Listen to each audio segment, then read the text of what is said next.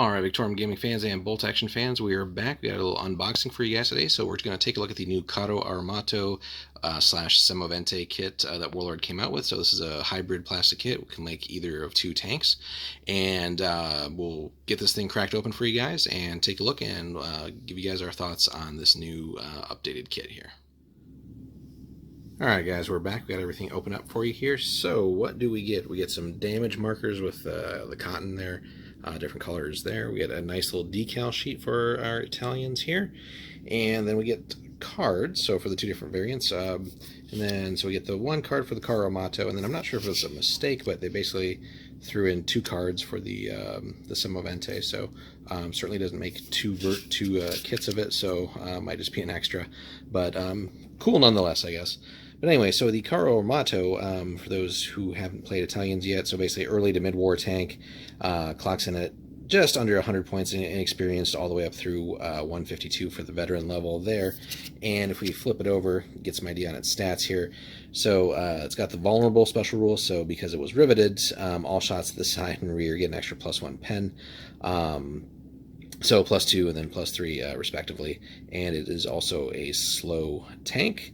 And then options here, so you have the option for a pintle-mounted MMG, which does give the tank a decent amount of machine gun fire to spew out with the hull machine guns that it has. So speaking of that, so what is this thing armed with? So it does have a light AT gun, the range of 48, one shot, pen of +4, so obviously this thing's going to struggle with anything, any kind of heavy tank, so not that it really is going to encounter too many of those early and mid, but nonetheless, this thing is really going to be more for dealing with other light tanks, armored cars, that kind of stuff, that that range of vehicle there.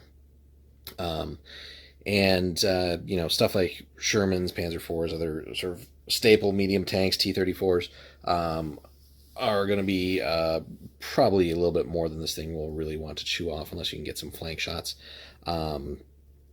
It's not got the greatest armor either, so it does have a damage value of 8, so basically this thing is a light tank, right? And then it's got a 1-inch HE as well. But like I said, this is really just great for its machine guns. So it's got the hull machine gun there, which you can kind of see is like a dual MMG. So it's got 36-inch range as normal, 5 shots, coaxial MMG, even though it's not truly a coaxial. Then the two hull-mounted MMGs, and actually misspoke there, sorry. So there's the one MMG, I believe, in the turret. It's kind of hard to see from that angle. We'll definitely double check that when we get it built. But then the twin ones in the hull, that's really what I was mainly referencing there. So and seemingly I would hope that you get twice the shots out of that. That would be pretty cool.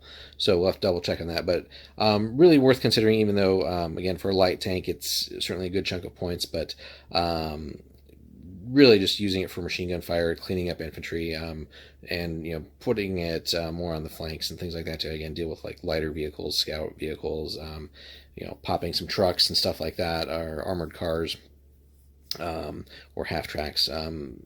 That's about as much as you're going to really get out of that light AT gun, but certainly with the machine gun fire, this thing can hose down infantry pretty dang well and still be protection from most of the weapons they're carrying. But again, damage value 8, so this thing definitely wants to hide from practically any other tank.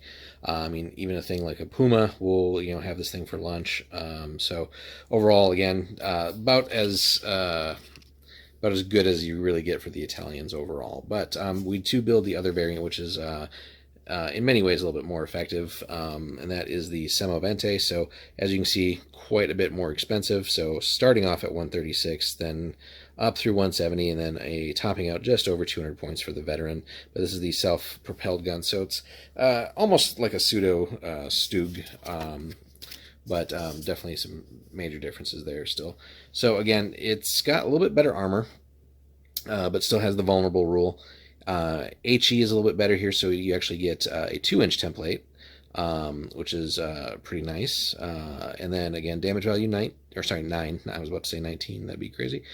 You still have the option for a pintle-mounted MG, And just a little bit of history here, right? So, inspired by the success of the German Stug, the Italians decided to produce a tank of comparable design. So, start off basically in North Africa, and really is kind of like the all-star of the Italian sort of tank building there. Again, just much more capable or effective again in that anti-tank role than this guy here. So, and again, really telling that again this is more an early war tank, but still fielded in Africa in quite a few numbers. But really just the design, the fact that it was riveted, and all kinds of other things. Historically, kind of showed its weaknesses in actual battle for the Italians. But the Semovente, the assault gun here, is really, really cool. So you do get, again, quite a bit more firepower. Medium AT gun, obviously the range and stuff there gets you that plus 5 pen. And obviously, as with pretty much every assault gun, right, forward facing, hull mounted, you do get that better HE, which is pretty nice. And the basically the medium machine gun that would be pintle mounted here will also be forward facing. And again, probably worth it just to have something else to shoot with. Although that again will add to the points, but again, overall still a fairly small tank. Both of these versions, very small vehicles, so definitely easy to hide them a little bit, and they don't leave necessarily a large footprint. So overall, you can keep them from, or it's easier to keep them from some of the more dangerous things to them. So beyond that, what else do we get? Kind of rambling on here. So we get a pretty lengthy assembly booklet here for the two variants, and it does have a little bit of a painting guide in there too. Some historical information on them, which is pretty nice too. And again, lovely full color paint guides here, basically going off of Vallejo colors. But you got the Africa version, and then a two-tone version, and I believe they also had a three-tone, yeah. And then basically a three-tone scheme is in there as well. And again, fairly detailed process on the assembly guide there for the two variants. And speaking of the model itself, so let's take a look at this new plastic here. So again, this is an Italieri kit, as is practically everything from Warlord, so for their plastics at least.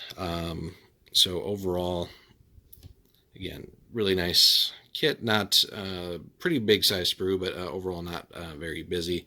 So should be pretty easy to basically clip everything out that you need without any kind of issues. There we got that lovely assault gun right there. All right, and then the hull itself. So take a look there. Again, lots of little stowage bits and stuff like that. Pintle mounted machine gun. I think this is part of the turret that we're kind of traversing through here. Some track guards. And then the basically like the tank commander himself. So overall, pretty nice kit.